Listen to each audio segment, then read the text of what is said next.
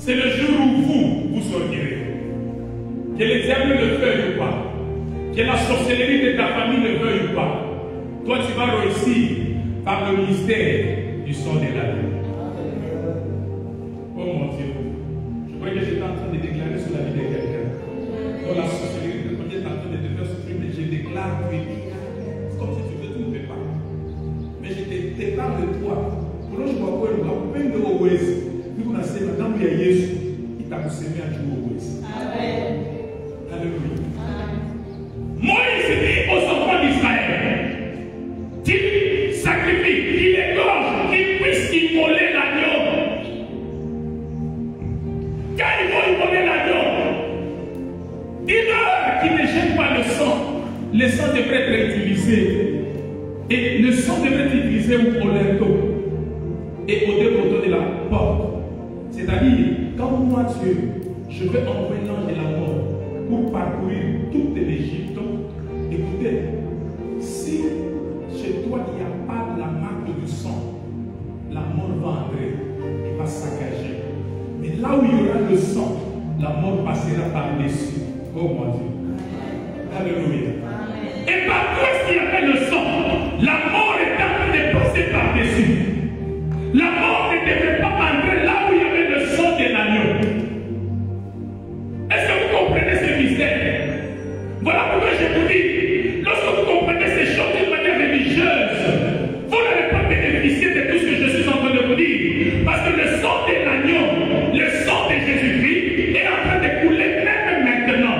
Pendant que je te parle, le sang de l'agneau n'est pas séché. Le sang de l'agneau est en train de couler toujours. À chaque fois que tu as des problèmes, à chaque fois que le diable vient t'accuser, à chaque fois que le diable vient parler à mal contre toi, laisse-moi te dire, ne te justifie pas. Celui qui parle en bien pour toi, plus que le sang d'Abel, plus que le sang de l'agneau, c'est le sang de Jésus-Christ.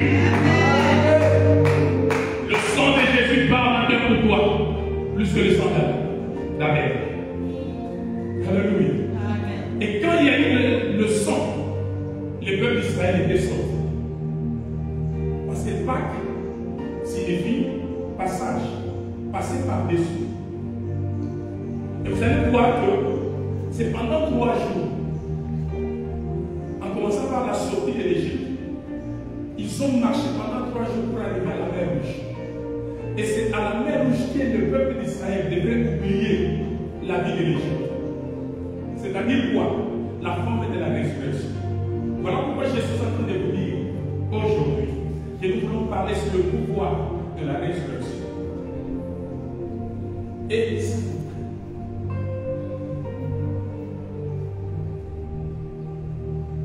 vous savez pourquoi nous voulons parler sur le pouvoir de la résurrection?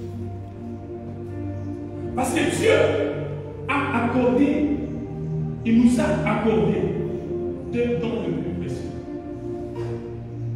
Voilà que je vous ai dit, lorsque Dieu a façonné, a fabriqué une masse de terre dans ta forme, alléluia, tu ne bougeais pas.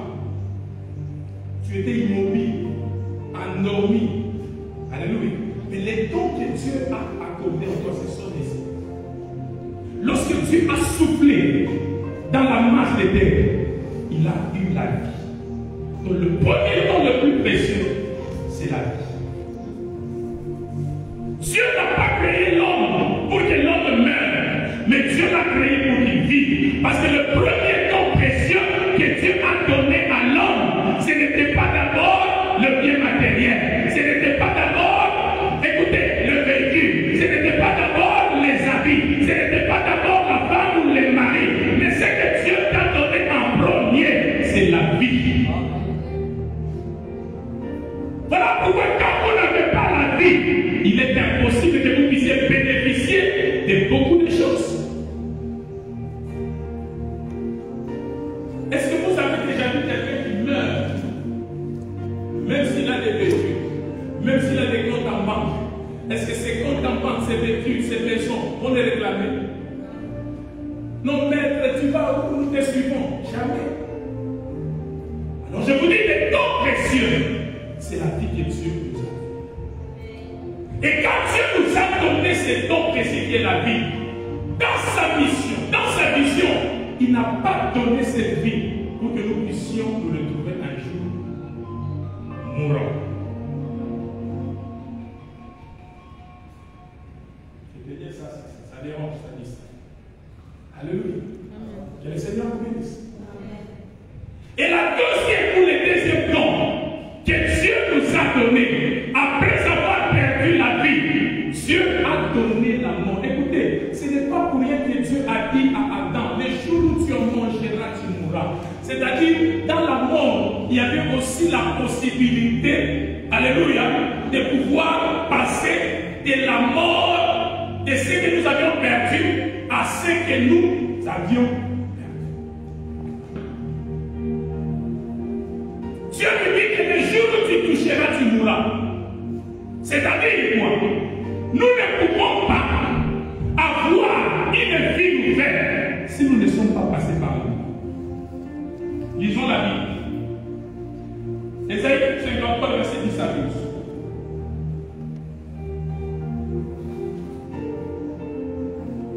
Jean 20, le verset 9 à 18. Jean 18, 33. Est-ce qu'on peut faire ces lectures rapidement, s'il vous plaît? 10 à 12. Amen. Il a plu à l'Éternel de le briser par la souffrance, après avoir livré sa vie en sacrifice pour le péché. Il verra une postérité qui prolongera ses jours. Et l'œuvre de l'Éternel prospérera entre ses mains. Amen. Vous pouvez vous arrêter là. Jean 20. C'est une longue lecture. Vous allez commencer à sur 9. Vous lisez d'abord 9. Et quelqu'un d'autre nous prépare Jean 18, 33. Car il ne comprenait pas encore que, selon l'Écriture, Jésus devait ressusciter des morts. Il ne comprenait pas encore selon l'Écriture que Jésus devait ressusciter des morts. Oui, continuez. Et les disciples s'en retournèrent chez eux. Après, quand ils sont trouvés, c'est-à-dire, ils trouvent les tombeaux vides. Mais ils n'ont pas compris ce que l'Écriture disait que Jésus devait ressusciter. Cependant, Marie se tenait dehors. Mais Marie, Elle pleurait. elle pleurait là. Comme elle pleurait, Parce que les femmes sont experts en pleurant, mais sans solution. Elle pleure toujours. elle se baissa pour regarder dans les yeux. Elle se baissa pour regarder dans les yeux. Et elle vit deux anges vêtus de blanc, Elle vit des anges vêtus de blanc. assis à la place où avait été couché le corps. L'un à la tête, L'un à la tête, l'autre aux pieds. l'autre au pied. Il lui dit, Il lui dit, femme, pourquoi pleures-tu? pourquoi pleures-tu? Elle leur répondit, Elle répondit, parce qu'ils ont enlevé mon Seigneur, parce qu'ils sont arrivés mon et Seigneur. je ne sais pas où ils l'ont mis. Je ne sais pas où ils l'ont mis. Et disant cela, En disant cela, elle elle se fait peur. retourna et elle vit Jésus debout. Elle le regarde, elle vit Jésus debout là. Mais elle ne savait pas que c'était Jésus. Mais elle ne pouvait pas reconnaître parce que, oh, Moutoua n'a pas fait qu'on a Isha. Hachem, c'est pour dire bouger. Jésus lui dit, Jésus lui dit, femme, pourquoi pleures-tu? pourquoi pleures-tu? Qui cherches-tu? Qui cherches-tu? Elle pensait que c'était le jardinier. Elle pensait que, regarde dans la choucha la Yesu, alors c'est le jardinier en Toubouri. Dans le cité des anges, à la voyage de la cour. Seigneur, si c'est toi qui l'as emporté, dis-moi où tu l'as mis et je le prendrai. Si c'est toi qui l'as emporté, dis-moi où tu l'as mis et je le prends. Maintenant, 18.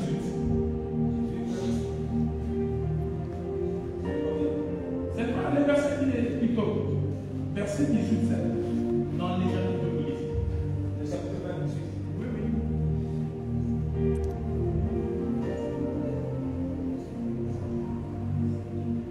Marie de Magdala alla annoncer aux disciples.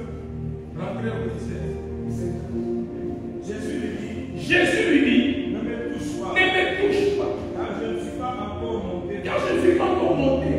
Mais va, mes frères, tous mes frères, et dis-leur dis-le, que je monte vers mon Père et je monte vers vous. et votre Père, vers mon Dieu, Vers mon Dieu et votre Dieu. Est-ce qu'on peut acclamer la Bible?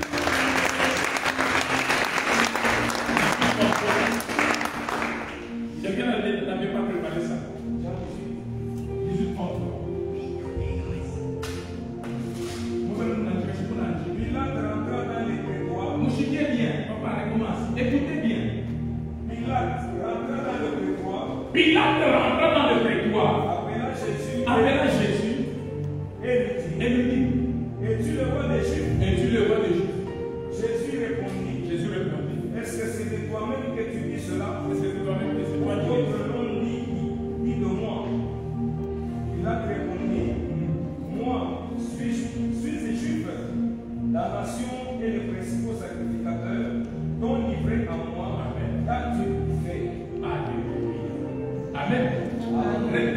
passage parce que c'est là que nous allons retenir quelque chose.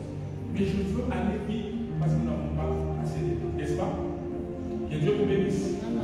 Écoutez bien aimé, Jésus est arrivé. Je vous dis que Dieu nous a donné 2 dons les plus précieux. C'est-à-dire même en désobéissance. C'est-à-dire le premier don d'abord c'était la vie. Vous comprenez? Parce que la vie, tout le monde, quand il a la vie, même s'il ne mange pas, alléluia, il ne veut pas mourir. Est-ce que nous sommes d'accord? Ata une soit pour ata une trois matin sur les chakaras. Auna na kimi, auna na compte mbank, auna nyumba, auna bilaka, auna nini. Mais quand même c'est pas cool. Tu as mis, on a gardé la bouffe. Tu t'accroches au don le plus précieux de la vie que Dieu t'a. Tout le monde protège ses dons de la vie, avec urgence. De tout cœur, nous protégeons ces dons. Alléluia. Mais quand Dieu nous a donné ces dons, le diable est venu déranger ces dons. Dieu, dans son omniscience, connaissant que l'homme à qui j'ai accordé le don de la vie, il finira par perdre ses dons pour faire entrer la mort dans sa vie. Maintenant, moi, Dieu, alléluia, au lieu que l'homme disparaisse, je veux lui accorder un autre don, qui est la mort. Je lui dis, est-ce que la mort est un don? Mais je te parle que c'est un don. Amen. Vous savez, lorsque le Seigneur Jésus-Christ est arrivé, est venu sur la terre, c'est lui qui nous a fait comprendre la valeur de la mort. Tout le monde peut avoir le pouvoir. Tout le monde peut avoir, il peut faire le miracle. Il peut accomplir des signes et des prodiges. Mais beaucoup de ceux-là qui accomplissent des signes et qui font le miracle, ils ne peuvent jamais faire la publicité de la mort comme Jésus le faisait. Malgré qu'il faisait le miracle, vous savez, quand vous êtes dans l'apogée de la gloire, un homme qui était rempli de foule, tout le monde appréciait ce que Jésus faisait. Mais malgré qu'il faisait toutes ces choses, il n'y a que lui, de tous les hommes élevés, de tous les hommes positionnés, de tous les hommes qui ont atteint l'apogée de leur vie. Il n'y a que Jésus, dans son apogée de gloire, dans son apogée de faire des choses et de changer même la nature. C'est-à-dire même les poissons pouvaient l'écouter, la nature pouvait lui obéir, il pouvait marcher même sur le sol, il pouvait parler à l'arbre, l'arbre l'écoute. Donc écoutez, si on m'accorde ce pouvoir que Jésus a fait, je marche sur le sol, alléluia, je parle aux arbres, ils m'écoutent, je parle aux poissons, ils m'écoutent, je ne peux pas accepter de mourir. Pourquoi lâcher cette gloire? Les gens sont en train de m'acclamer, les gens sont en train de me rechercher partout. Il suffit que je sorte comme ça, les gens s'attroupent là-bas. Les petits pouvoirs éphémères que Dieu peut donner à un homme, peut-être de diriger une nation, il a difficile de les lâcher. Alléluia. Il refuse de mourir. Il met des gens autour de lui pour les protéger. C'est-à-dire, il sait qu'avec ce pouvoir que j'ai, ce n'est pas mieux, ce ne sera pas bien que je puisse mourir comme ça. Il met des gardes-corps rapprochés. Ils sont en train de les protéger pour qu'ils ne puissent pas mourir. Mais Jésus, dans cette apogée, dans cette gloire, alléluia, ou quand il passe comme ça, il n'appelle pas les gens, mais les gens viennent d'eux-mêmes. Il n'avait même pas besoin de la sécurité, il n'avait pas besoin de militaires. Un jour, les gens ont voulu les tuer. Il n'a même pas fui. Mais la Bible nous dit seulement qu'il passa au milieu d'eux et il s'en alla. Et cet homme-là, c'est cet homme qui faisait la publicité de la mort. Et à chaque fois quand il arrivait quelque part, il était en train d'enseigner. Après avoir enseigné, il leur disait que moi que vous voyez, je vais mourir. Et quand je vais mourir, alléluia,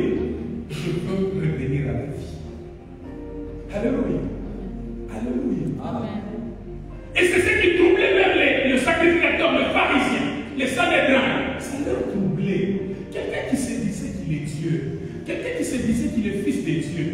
Où est-ce qu'on a déjà vu un Dieu mourir? Ça compliquait leur compréhension. À chaque fois, il dit, oh, mes bien-aimés, moi que vous voyez ici, malgré que vous venez de manger, parce que je viens de faire un miracle de la nourriture, vous venez de manger, malgré que je viens de faire le miracle, vous venez de guérir, alléluia. Mais je suis en train de vous dire que moi que vous voyez, je vais mourir. Et c'est ça qui troublait même les apôtres, les disciples. Oui, montre-toi Dieu. Il a bénéfice tout le monde est là. Vous savez, quand vous êtes entouré par quelqu'un d'élevé, alléluia, les gens vous admirent, les gens vous craignent. Quel est cet homme qui est autour de Félix Tshisekedi qui sera minimisé dans cette nation? Quand il passe, même les militaires l'honorent, le respectent, parce qu'il est autour d'un président de la République. Et tous ces faveurs là-bas, quand les apôtres écoutaient ça, ça ne les réjouissait pas. Cependant que Dieu ou le Seigneur Jésus-Christ était en train de leur dire que parmi les dons précieux que Dieu a donnés, il y a la vie. Et la mort, c'est aussi un don qui va nous ramener ce que nous avions perdu. Quelqu'un n'a pas encore compris. Je reprends encore. La mort, c'est un don que Dieu nous a donné pour nous ramener ce que nous avions perdu. Vous n'aurez pas la vie éternelle sans passer par la mort. Vous n'aurez pas la vie éternelle sans passer par la mort. Et c'est ce que Jésus est en train de vouloir faire comprendre aux gens. Il dit que ce n'est pas seulement la vie que vous pouvez vous accrocher. Vous devrez aussi aimer la mort. Parce qu'en mourant, vous passerez maintenant de la mort à la vie éternelle. Donc Jésus, moi je ne peux pas le mettre au même niveau que Mahomet. Je ne peux pas le mettre au même niveau que Bouddha. Alléluia. Parce que ces personnages des religions, ils ne pouvaient pas avoir le langage de Christ. Christ qui pouvait parler de sa mort. Et il pouvait même préciser que dans 3 jours, je peux revenir à la vie. C'est-à-dire quand je vais revenir, c'est-à-dire la mort n'aura pas de pouvoir encore sur moi. Parce que je suis déjà mort. Et quand je reviens, écoutez bien aimés, c'est ça même le pouvoir de la résurrection. Lorsque vous ressuscitez, il n'y a pas moyen que vous puissiez rentrer à la mort.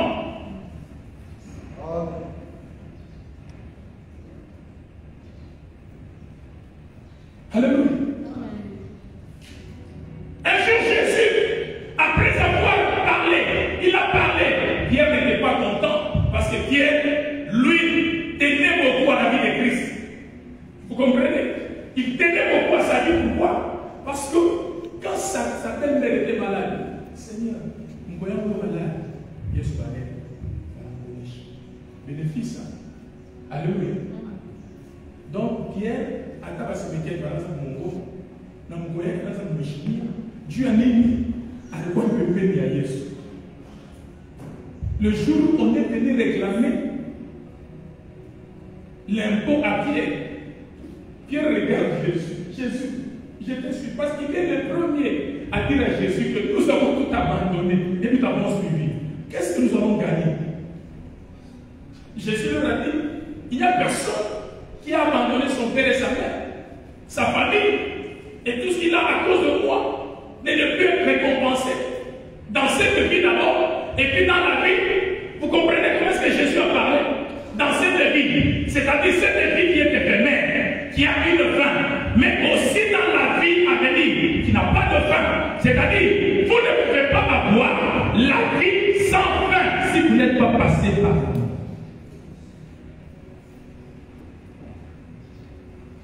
Et Pierre aimait beaucoup sur Jésus.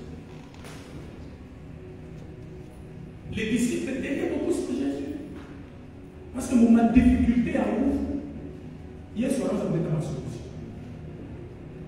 Donc, pour me péter à Jésus, je ne vais pas très rassuré. Oh mon Dieu, il faut aimer mieux être avec Jésus. Parce que quand tu es avec Jésus, même dans les difficultés les plus atroces, Jésus va te relever. Jésus te donnera des solutions. Jésus te donnera la paix. Jésus te payera les études. Jésus te donnera tout ce dont tu recherches dans la vie. Il faut être au côté de Jésus. Alors un jour, Jésus leur dit, maintenant, ce que je vous disais là, il faut que je meure. Les temps est prochain. D'ici là, je veux mourir. Les fils de l'homme, d'ici là. Pierre dit l'amour à ça. Alors on dit à Seigneur, où tu iras, j'irai. Où tu seras, je sais. D'abord, c'est là ma mort. Jésus le regarde et dit ailleurs devant ça. Tu ne sais pas ce que tu dis. Tu veux me priver d'un don que mon Père m'a donné pour avoir la mort. Ailleurs. Contrairement aux gens qui ont la peur, qui ont peur de la mort, nous les chrétiens, nous, l'Église, bien sûr, nous n'avons pas peur de la mort. Parce que la mort est un gain pour nous. C'est ce que Paul a dit d'ailleurs. La mort est un gain. Quand on dit que la mort est un gain, est-ce que la mort est une mauvaise chose? C'est bénéfice, il y a gain et bénéfice. Bénéfice, qui l'a montré dans bénéfice? Est-ce que bénéfice est là ou pas? Il est. Alléluia. Jésus vous bénisse. Alors quand Jésus a dit, maintenant je veux mourir, directement, les diables ont fait des manigances et il est entré dans Judas. Judas est allé accuser son Seigneur, son Maître, auprès des sacrificateurs. Parce que les sacrificateurs ne pouvaient pas arrêter Jésus. Ils voulaient l'arrêter. Par où commencer? Parce que Jésus était un homme de foule. Il craignait la foule. Il les craignait. Alors, quand Jésus leur a dit maintenant mon heure est venue, c'est alors que Judas est allé leur dire, moi je sais comment vous pouvez l'avoir. Imaginez-vous, Jésus était l'homme le plus jeune. Il était aussi jeune parmi les disciples. Il était entouré de papas. On pouvait seulement dire, vous le donnez à tout à ma trentaine, mon Joy. Alléluia. Mais il ne pouvait pas repérer Jésus. Pourquoi? Parce que Jésus avait communiqué son caractère, communiqué son image à tous ses disciples. Voilà que les sacrificateurs ne pouvaient pas connaître qui était Jésus parmi les 12. Alléluia. Les 13 personnes qui marchaient dessus. Ils ne pouvaient pas les connaître. Il a fallu maintenant demander de l'aide de Judas. Et Judas vient nous aider. Maintenant, nous allons les reconnaître comme ça. Ah bon, les chiens, on a fait un voyage. Il est manqué chez moi, mon pote a ma sandale. Non, non, il est ma sandale. Qu'est-ce que ça m'a changé? Alléluia. Non, papa, quand on a la petite, comme on a dit, les chicous. Judas, tout à fait, Judas, c'est ma mine à joke. Oumi, il y a un tour. Mon mouniage. Mon ifoite mon con. Nous on a mis les gars mon con. Alléluia. Kama munaona ule tukitafika kwa kwanza na busu. Nous c'est joyeux. Alléluia. C'est-à-dire tous les détails que Judas pouvait affirmer, donner au Sanhédrin, au sacrificateur pour arrêter le Seigneur Jésus-Christ, il ne pouvait pas les prendre au sérieux parce que tous ses disciples étaient comme Jésus.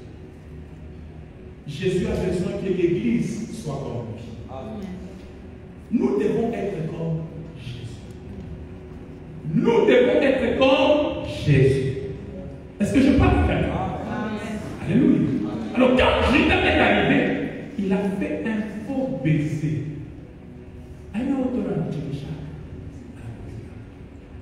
Il y a des gens, vous savez, il y a des gens même, quand toi tu commences à monter, lui ça ne fait pas. Il veut te voir seulement au bas de l'échelle. Il veut te voir seulement au bas de la montagne. Nous sommes dans l'église avec des gens corrompus qui ne veulent pas le bien-être de leur prochain. Ils sont prêts à trahir. Ils sont prêts à livrer. Non? Wow, Raja. Non? Pour le mourir. Écoutez, bien-aimés, ce n'est pas ce que Christ a laissé à son Église. Christ a laissé les valeurs de son Église. Nous ne devons pas être des hommes et des femmes qui sont prompts à faire du mal aux autres par notre propre intérêt. Parce que vous devez savoir que ce que tu fais en mal contre ton prochain retombera un jour sur toi. Ça retombera. Je vous ai dit, les vendredis de la Pâque, c'est le partage. Je ne vois pas des colis. Je ne vois pas des habits que je vous ai demandé d'apporter à l'église pour que nous puissions donner aux orphelins et aux veuves. Parce que vous vous contentez vous-même et vos enfants de vous-même. Vous êtes loin de vivre les retombées de la Pâque. Et quand on a arrêté Jésus, écoutez bien, le but de Jésus sur terre était pour instaurer son gouvernement. Tous les enseignements que Christ est en train de donner, il est donné pour établir un gouvernement céleste sur la terre. Et ce gouvernement, c'est d'écouter, les mots église n'a pas commencé avec Jésus. Quelqu'un me dit amen? Amen. Ça a commencé avec les Romains et les Grecs. Pourquoi j'ai dit ça? Même avant Jésus. Le Romain et le Grec, c'est-à-dire Ecclésia. Hein? E-K-L-E-S-S-I-A.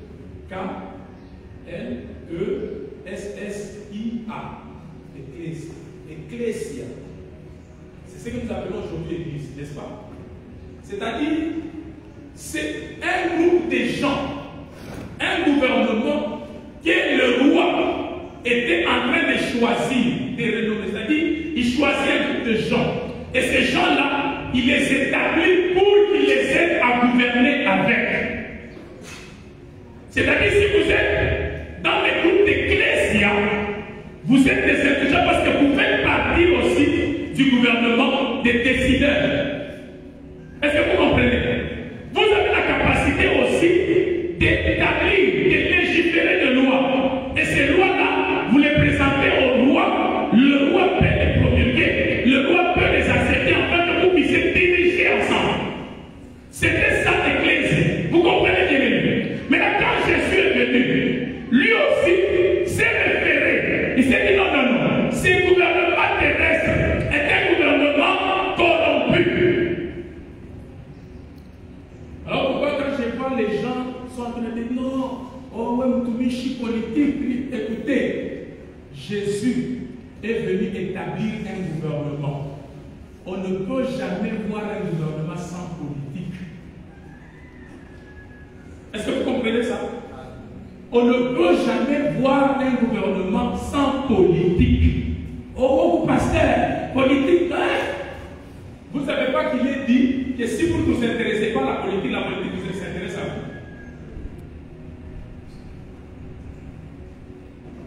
vous. Où est-ce qu'il est écrit que les hommes de Dieu, les serviteurs de Dieu n'ont pas droit à la politique? Si Jésus lui-même est venu établir un gouvernement, lui en tant que roi, alléluia. Alors je vous dis que l'Ecclésia n'était pas établie par n'importe qui. Ce n'est pas un gouverneur qui devait établir l'Église. Est-ce que vous comprenez? Ce n'est même pas un prophète qui devait établir l'Église. Voilà pourquoi les prophètes sont venus, mais ils n'ont pas établi l'Église sur la terre. Cette dimension appartenait au roi seul. Voilà que quand Jésus est venu, lui en tant que roi, il devrait établir maintenant l'Église. C'est-à-dire son nouveau gouvernement terrestre. Céleste, mais qui est sur la terre. C'est-à-dire quoi? Par rapport à ce gouvernement, l'Église devrait régner. Voilà pourquoi un jour, Jésus donne des enseignements, c'est dit pour la former le gouvernement et en après, il dit bon, ça pour la former le gouvernement, il faut pas y venir qu'on aille. Amen. Il a dit, qui dites-vous que je D'abord, il dit, qu'est-ce que les gens disent de moi? Hein? Il dit, il y a les autres qui ont parlé. Ah, on dit que Dieu le faisait des miracles. Prophète, Élie qui devrait venir, ceci, cela. C'est ce que les gens disent. Maintenant, vous, qui dites-vous que je suis? Et quand il a posé cette question, les disciples ont commencé à dire, c'est faux. Nous avons pour Élie qui devrait venir. Nous avons Pierre. Seigneur, Maître, tu es le Messie, le Fils de Dieu. Jésus a ajouté au Christ. Pierre, ce n'est pas toi qui as parlé. Les paroles qui sortent de toi, ce n'est pas des logos, mais ce sont des règles. C'est mon Père qui vient de te le dire. C'est que tu viens de comprendre ici. Tu viens de comprendre que je ne suis pas n'importe qui, mais je suis un roi. Voilà, Pierre. Oh Dieu, Pierre, fils de Jonas. Dieu, Pierre. Et sur cette pierre, je bâtirai mon église. Alléluia. Il dit quoi? Comme tu viens de reconnaître que je suis le roi, c'est-à-dire, tu comprends déjà que je suis en train d'établir un gouvernement. Et ce gouvernement que je suis en train d'établir, je l'établirai sur toi. Les portes, et comprenez bien, les portes de l'enfer, dans d'autres versions, on dit les portes de séjour des morts. Parce que la mort a 3 dimensions. Il y a la guerre, alléluia. Il y a l'enfer, il y a aussi le séjour des morts. Vous comprenez? Toutes ces choses-là, c'est ça la mort. Je voudrais dire bien sûr que la mort a 3 dimensions. La guerre, l'enfer et le séjour des morts. Mais la Christ dit, tu es Pierre. Sur cette pierre, je bâtirai mon gouvernement. Je bâtirai mon église. Les portes de l'enfer, les portes de séjour des morts, les portes de guerre ne prévaudront point contre elle. Voilà, vous devrez comprendre que Jésus a voulu dire que l'église que je suis en train d'établir, cette église-là, la mort n'aura pas le pouvoir sur cette église. La mort n'aura pas le pouvoir sur cette église. La mort ne pourra jamais stopper la progression de mon église. La mort ne pourra jamais empêcher l'expansion de mon église. C'est-à-dire, moi, Dieu, en tant que roi, je viens d'établir mon gouvernement. Et ce gouvernement ne sera jamais changé. Alléluia. C'est alors que quand on a arrêté Jésus, on l'amène chez les sacrificateurs. Jésus n'a pas accepté. Il a gardé le silence. Parce qu'en droit, il y a ce qu'on appelle le droit de garder le silence. Tu peux ne pas parler. Ce n'est pas une infraction. Alléluia. Et quand on a amené Jésus chez les sacrificateurs, on lui dit, toi, on nous a dit, on t'a accusé, on t'a dit. Jésus le regarde. Tu ne veux pas parler. Nous allons t'amener chez les Pilates. Jésus le regarde. Alléluia. Et quand on l'a amené chez Pilate, Pilate n'a pas considéré Jésus comme un religieux. Parce que Jésus ne voulait pas qu'on puisse l'accuser ou soit qu'on s'ambiche en tant que religieux. Amen. Voilà pourquoi il a refusé de parler. Il dit non, non, non, vous n'avez pas le droit de parler que de m'accuser en tant que religieux. Mais vous devrez m'accuser en tant que roi. Alors si je suis dans une juridiction qui n'est pas compétente à me juger, je ne suis pas censé de parler. Je ne peux pas parler. Alléluia. Parce que cette juridiction, c'était une juridiction de prophètes et religieux. Jésus n'était pas un prophète, mais c'était un roi qui venait d'établir son église, son gouvernement. Alors les sacrificateurs disent, bon, si tu refuses de nous parler, nous allons t'amener chez Pilate. Jésus le regardait. On l'a tapé, Jésus le regardait. Et quand ils l'ont amené chez Pilate, Pilate était un politicien. C'est là que Jésus a ouvert la bouche. Parce que la juridiction où on a amené Jésus, c'était une juridiction compétente. là où on juge les politiciens. Alléluia. Là où on juge les gouvernants. Pilate les regarde. Dis-toi, il ne lui a pas dit, il ne va pas dire que tu es prophète, non. Mais Jésus dit, Pilate dit, es-tu le roi? Pourquoi? Parce que c'est lui qu'on doit m'amener ici. Il doit avoir une infraction de s'autoproclamer roi. Si c'était une infraction parce qu'il s'est autoproclamé prophète, on ne devrait pas l'amener chez Pilate. Et en avance, ils ont dit non, il dit qu'il est le roi des Juifs. Pour dire quoi? Parce qu'en ce temps-là, les Romains avaient déjà dominé. Donc personne ne pouvait s'autoproclamer roi sans l'aval des Romains. C'était une rébellion. Donc, Pilate considéré Jésus comme un rebelle. Il dit, es-tu le roi, toi? Parce qu'il connaissait César. C'était les rois qu'on connaissait, César. Mais toi, tu veux prendre la place de César. Es-tu le roi? Jésus ouvre la bouche et dit, tu ne sais pas que je peux te relâcher. J'ai le pouvoir. Jésus le regarde ignoré. Il dit, quel pouvoir que tu peux avoir? Si Dieu ne te donne pas le pouvoir de me relâcher, mon Père ne te donne pas le pouvoir de me relâcher. Moi, je fonctionne avec le pouvoir du gouvernement céleste. Je fonctionne avec le pouvoir du gouvernement infaillible. Un gouvernement qui ne peut jamais tomber. C'est ce pouvoir-là que je fonctionne. Un gouvernement qui a la possibilité d'arrêter la mort. Voilà pourquoi Jésus, avant même qu'on puisse l'arrêter, partout ce qu'il allait, on l'a appelé. Non, il y a un enfant, la fille de Jairus. Jésus l'a réveillé. Il est déjà mort, réveillé. Amen. Malgré que la fille de Jairus était réveillée, mais elle devait encore mourir. Amen. La veuve, le fils de la veuve de Naïm, peut on est dans le Jésus. Jésus. Lazare, Madame Père, non, si tu étais là, il ne serait pas mort. Toi, tu ne sais pas que je suis la résurrection et la vie. Moi-même, mon gouvernement, c'est la résurrection et la vie. Vous comprenez ça? Alléluia. C'est-à-dire, ce que vous avez provoqué, je suis venu remédier à cela. Ce que vous-même vous avez provoqué, Jésus est venu remédier à cela. Lazare sort de là, Lazare est sorti, mais Lazare est encore là.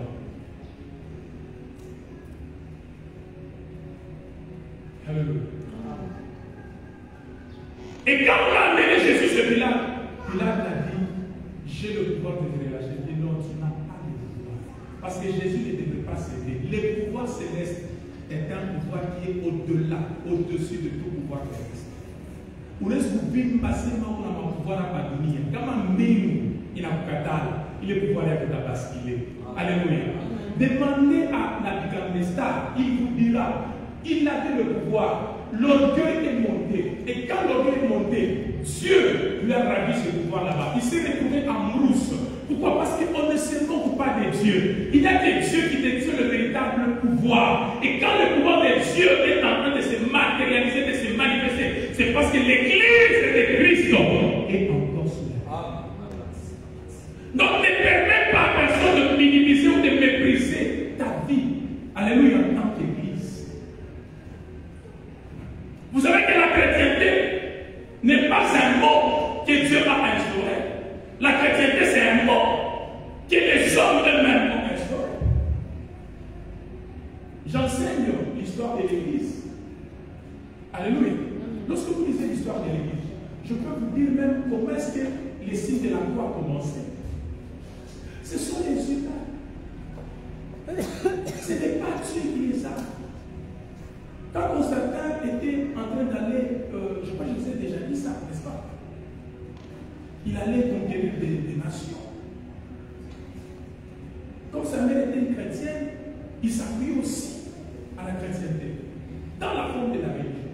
Nous, par l'ignorance des chrétiens, vous savez, lorsque nous marchons avec Dieu dans la forme religieuse, nous manquons beaucoup de choses.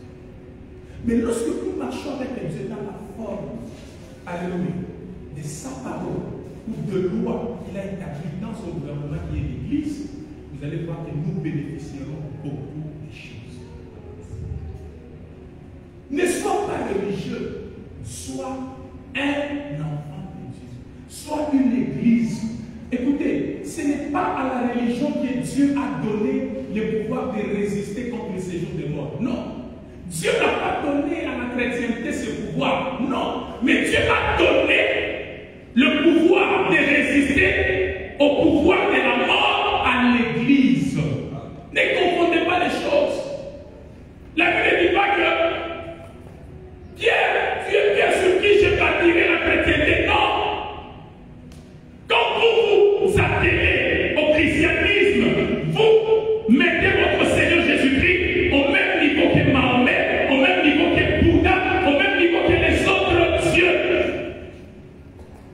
qui se sont autoproclamés sur la terre à cause de la captivité des pensées humaines. Parce qu'il faut que je puisse m'autoproclamer Dieu, il faut que je puisse savoir d'abord captiver vos pensées. Quand même, il n'a pas soyez dans l'otage, je peux m'autoproclamer Dieu. Pourquoi? Parce que la pensée, amen, quand je commence à manipuler vos pensées, vous allez commencer à vivre même retrouver les résultats par rapport. C'est parce que, écoutez, monde en appuyant qui est esprit qui vous a capté.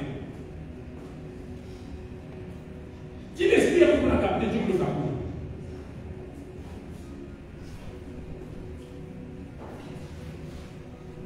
Alléluia. Donc vous devez comprendre que Dieu ne nous a pas imposé une religion, mais Dieu nous a imposé la vie. Alléluia. Il nous a mis dans un gouvernement infaillible qui est l'Église. L'Église est une puissance.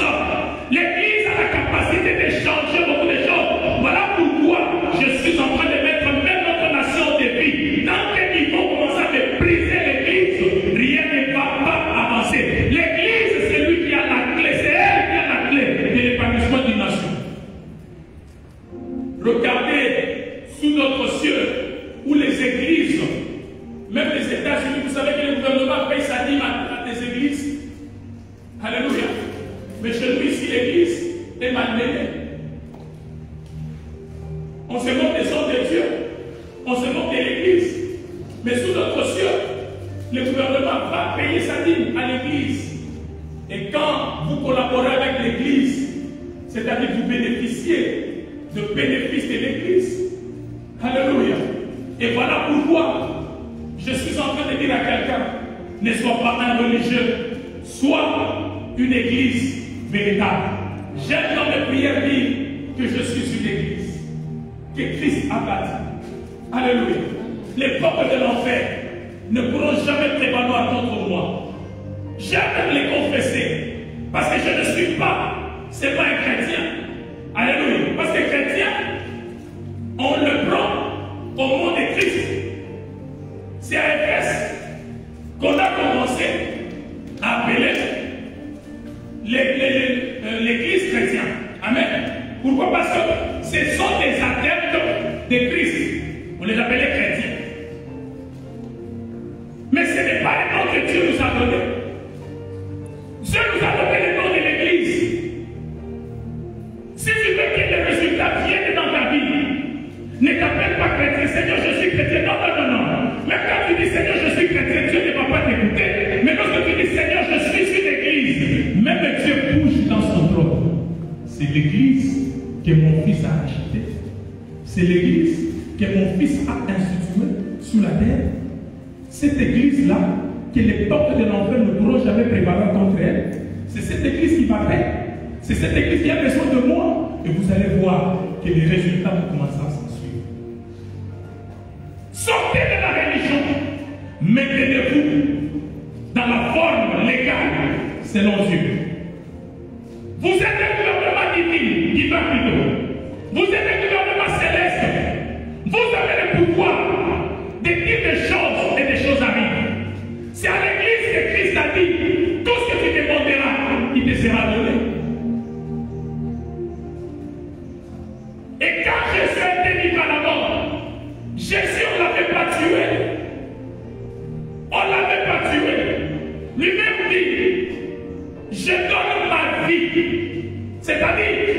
Je me livre moi-même à la mort. Il avait la possibilité de ne pas mourir, de rester en vie. Mais pour que toi et moi, nous puissions vivre, Jésus devait mourir. Oh mon Dieu! Oh mon Dieu! Il devait mourir parce que toi tu as besoin de la vie. Je l'ai dit, Jésus a appliqué ce qu'on appelle le transfert. Il a pris ta mort et il t'a donné sa vie. Tu dois vivre. Je parle à quelqu'un. Tu es censé vivre. Oh mon Dieu, tu es censé vivre. Tu es censé vivre. Parce que Christ a accepté de mourir à cause de toi. Il n'est pas mort à cause de la religion, mais il est mort à cause de son église. Il n'est pas mort à cause du christianisme. Il est mort à cause de l'église. Écoutez maintenant. Pourquoi je parle du pouvoir de la résurrection? C'est un pouvoir que tu dois marcher avec. Un pouvoir qui doit changer la donne dans ta maison. Alléluia. Si Christ était mort sans être ressuscité, il serait comme Mahomet. Il serait comme Kimban. Il serait comme... Qui d'autre vous connaissez? Kadima. Les autres divinités humaines qui s'étaient autoproclamés des dieux, mais quand ils sont morts, la terre ne les a pas reconnus. La terre les a coincés. Mais il y a celui qui est Dieu, le roi des gloires, le créateur. Quand il a accepté d'écouter à la mort pour que toi tu puisses vivre, il est entré. Même la terre n'a pas su le retenir. La terre a dit non, je ne peux pas. Quel est ce pouvoir que cet homme est entré avec dans le séjour des morts? Quel est ce pouvoir que cet homme a pénétré encore dans mon lieu? Quel est ce pouvoir? Même la mort a regardé. Oh, c'est un pouvoir incontournable. Le pouvoir de la résurrection. Oh, ce pouvoir de la résurrection, c'est un pouvoir qui tue la mort.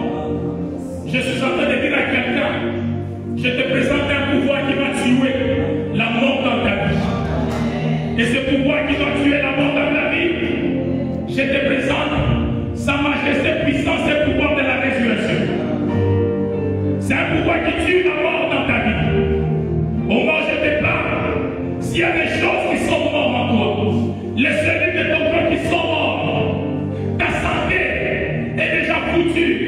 Je te présente sa majesté pouvoir, puissance de la résurrection. Et sa majesté pouvoir, puissance de la résurrection, il vient pour tuer la mort dans ta vie. Jésus est mort. Les disciples ont fui. On nous a lus parce qu'ils n'ont pas cru à ce que l'Écriture avait dit. Il y a certaines dimensions de la vie où vous avez tendance de baisser vos bras, vos mains. Vous avez tendance de fuir ou de lâcher même la dimension de votre foi quand vous voyez que les choses ne vont pas bien. Mais je suis en train de t'annoncer ce matin, il y a un pouvoir que j'appelle sa majesté pouvoir de la résurrection. Il y a la capacité de changer toute ta situation. Il y a la capacité de te redonner de la valeur. Oh, il y a la capacité d'essuyer la honte de ta vie. Il y a la capacité d'effacer la honte de ta vie. Il y a la capacité de supprimer l'humiliation de ta vie. Sa majesté puissance de la résurrection. C'est lui que je suis en train de t'annoncer ce matin. Parce qu'il peut tout faire dans ta vie.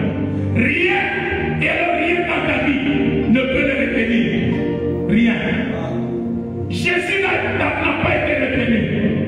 On dit au troisième jour, cette puissance s'est déployée. Sa majesté puissance de la résurrection s'est déployée. Jésus est ressorti vivant. Non pas seulement vivant, mais glorieux. Tu sais, Il y a des choses que des choses qui se font dans ta vie où les gens ont tendance à se moquer de toi. Les gens ont tendance à te critiquer. Les gens ont tendance à parler mal contre toi, à dire que tu t'en connais. Mais ce matin, je suis en train de te dire, il y a une puissance lorsqu'elle se déploie dans ta vie. Elle ne va pas seulement te ramener à la vie, mais faire des changements. Tu deviendras glorieux. La même personne qu'on est en train de voir aujourd'hui, Wakufifia, après que cette puissance se déploie dans ta vie. Je te le dis au nom de Jésus. Alléluia. Et Jésus est sorti, glorieux. Les disciples sont arrivés à la tombe. Ils ont constaté que la tombe était vide. Alléluia. Ils se sont dit, ces gens ont volé le corps de notre Seigneur. Les disciples sont repartis, ne croyant pas à ce que Christ les avait dit. Ils sont partis.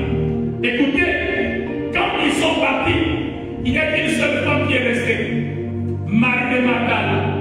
Peu importe ce que les soi-disant et d'autres chercheurs interprètent par rapport à cette femme, on s'en fout, mais on voit ses valeurs. Alléluia. Nous voyons ses valeurs, la capacité de vouloir confirmer ce que Dieu avait déjà prédit, que les disciples et les autres ne croyaient pas. Mais cette femme est restée. Écoutez, je suis en train de dire à quelqu'un, même si tu vois quelque chose, ce que tu t'attendais voir n'est pas ce que tu es en train de voir. Cela ne te dit pas de lâcher, cela ne te dit pas de fuir, cela ne te dit pas de changer de stratégie. Mais on te dit seulement, observe et attends. C'est dans ce que toi tu ne vois pas, ce que tu attendais de Dieu, qui a maintenant c'est quelque chose que Dieu vient de manifester, de glorieux, qui pourra changer même les paroles ou les tirs des gens. Elle est restée. Elle pleurait. Les anges qui étaient venus célébrer Jésus. Écoutez, la résurrection ne vient pas seulement te changer, ne vient pas seulement te ramener à la vie. Même les anges de Dieu viennent te célébrer. Alléluia. Les anges sont venus célébrer Jésus. Et quand ils sont arrivés, Marie est en train de pleurer. Il dit, femme, pourquoi pleures-tu? Elle leur dit, je pleure mon Seigneur. On a volé les corps de mon Seigneur. Voyez l'amour que cette femme avait pour Jésus. Jusqu'au point de pleurer un cadavre emporté. Mais c'est pendant que ce n'était pas un cadavre emporté, c'était un homme qui est redevenu à la vie. Alléluia. Elle pleure. Elle dit, si c'est vous qui l'avez prise, si c'est vous qui l'avez emporté, je vous en supplie, montrez-moi où vous l'avez amené, j'irai les prendre. Je veux au moins avoir le souvenir que là où repose le corps de mon Seigneur, si c'est vous qui l'avez prise, dites-moi, je vais aller les prendre. Elle pleurait avec amertume. Elle pleurait. Alléluia. Elle jette un coup d'œil. Jésus est en train de l'observer. Il le regardait. Il s'étonnait. Pourquoi cette femme n'arrive pas à croire? C'est pendant que je lui avais dit, je suis la résurrection et la vie. Mais cette femme n'a pas cru. Pourquoi elle n'a pas cru? Quand il observe avec étonnement, Marie regarde Jésus. Il dit, c'est toi qui l'as emporté. Oh mon Dieu. Elle a cru que c'était le jardinier. Elle regarde Jésus. Jésus l'appelle Marie. Quand Jésus l'appelle par le nom, et s'est dit non, est-ce que le jardinier connaît mon nom? Il y a personne qui connaissait mon nom dans ce cimetière. Celui qui connaissait mon nom, c'est mon Seigneur. Directement, le voile est tombé. Les paroles de Jésus lui sont revenues. Il s'est donc dit que je suis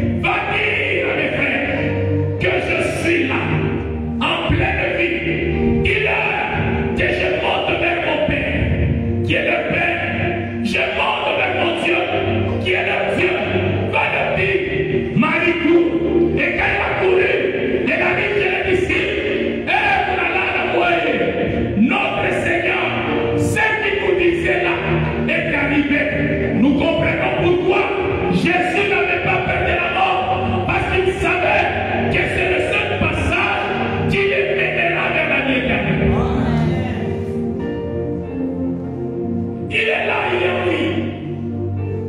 Thomas a dit non, je le crois pas. Comment quelqu'un, il n'y a que lui. Si tu pouvais me dire que lui est allé ressusciter quelqu'un, j'allais accepter. Mais dire que lui est revenu, quelqu'un qu'on a cloué, quelqu'un qu'on a écouté. Même quand Lazare était ressuscité, Lazare n'avait pas de blessure. Alléluia. Le corps de Lazare n'était pas endommagé. Mais le corps de Jésus était endommagé. Oh mon Dieu. Même si ta santé a été endommagée, même si ta vie a été endommagée, il y a des désordres dans ta vie. Sa majesté puissante de la résurrection va se déployer en toi. L'ordre reviendra. La gloire va s'affirmer dans le nom de Jésus. Le corps de Jésus est endommagé. Cela a mené Thomas à ne pas accepter. Ministre Chica, nous sommes Konga, Vinya Gichu, Kisho Kosima Smara Fuka, Muntu Minaona Bana Twanga, Mubuki, Bana Kokota, il faut que oh mon Dieu. Mais comment tu peux nous dire qu'il est ressuscité, oubliant que cet homme faisait la publicité de sa mort et de sa résurrection? Parmi toutes les divinités, il n'y a que Jésus qui faisait la publicité de la mort. Il n'y a aucune divinité. Il avait dit que je veux mourir, je ressusciterai. Alléluia. Ils ont prêché que quand il va ressusciter, il va ressusciter et il est mort. Il est mort l'autre jour. Nous l'avons vu à la tête. Mais on n'était pas comme nous, mais il n'est pas revenu à la vie. Il n'est pas revenu à la vie. Mais Jésus-Christ, nous avons démontré la plénitude et l'importance et de la puissance de Dieu dans son gouvernement céleste. Alléluia. Il est ressuscité vivant. Marie est allée leur dire, je l'ai vu de mes propres yeux. Ils ont trouvé que Jésus n'est pas là. Quand ils sont rentrés avec peine, avec méditation dans leur chambre, dans leur maison, Jésus apparaît. Vous comprenez? C'est-à-dire, Jésus, après avoir monté, c'est-à-dire il devrait d'abord aller au ciel, donner le rapport à son Père. Père, je viens d'arriver. Maintenant, son Père, de plus l'étonner, va maintenant leur dire que la résurrection est une doctrine. La résurrection est une doctrine. Pour terminer, qu'est-ce que la doctrine? La doctrine est un enseignement d'affirmation et de principe dans lequel un homme exprime son interprétation de fait. Alléluia. Vous comprenez? La deuxième signification, définition de doctrine, la doctrine, selon la Bible, est une expression de la foi et une présentation de faits qui sont l'objet de cette foi. Est-ce que vous comprenez ça? Une expression de la foi et une présentation de faits qui sont l'objet de cette foi. Troisième, la doctrine est un enseignement conforme aux Écritures au sujet de l'évangile de Jésus. Selon nous, l'Église. Mais moi je prends cette définition est une expression de la foi et une présentation de faits qui sont l'objet de cette foi. La présentation de faits qui sont l'objet de cette foi. Les faits de notre foi, c'est la résurrection. Paul a dit, si Christ, que nous prions avec moi, avec vous, n'était pas ressuscité, douter, tout ce que nous faisons ici c'est révèle. Est-ce que vous comprenez ça?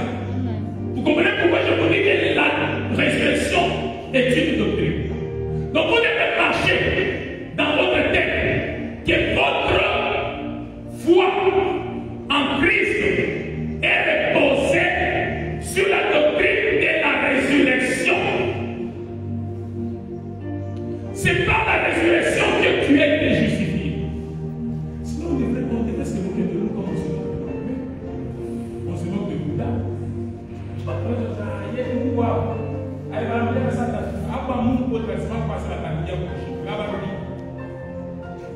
Ils ont dit ça, mais il n'y a qu'un seul qui avait dit que je reviendrai, je vais ressusciter pendant 3 jours, avec précision. Et pendant 3 jours, il est ressuscité. Et en ressuscitant, il a dit à Marie, ne me touche pas parce que je ne suis pas encore. Et quand il est monté, il a donné les rapports. Et quand il a donné les rapports, il va maintenant leur dire que c'est devenu une doctrine. Si vous voulez de la puissance dans tout ce que vous faites, faites allusion au pouvoir de la résurrection. Si vous voulez un changement dans tous les domaines de votre vie, faites allusion au pouvoir de la résurrection. Vous voulez avancer, vous voulez prospérer, faites allusion au pouvoir de la résurrection. Vous voulez monter, vous voulez réussir, sans passer par la doctrine de la résurrection, cela n'arrivera pas. Parce que c'est une puissance, un pouvoir de notre gouvernement qui est l'Église. Est-ce que j'ai été? J'ai été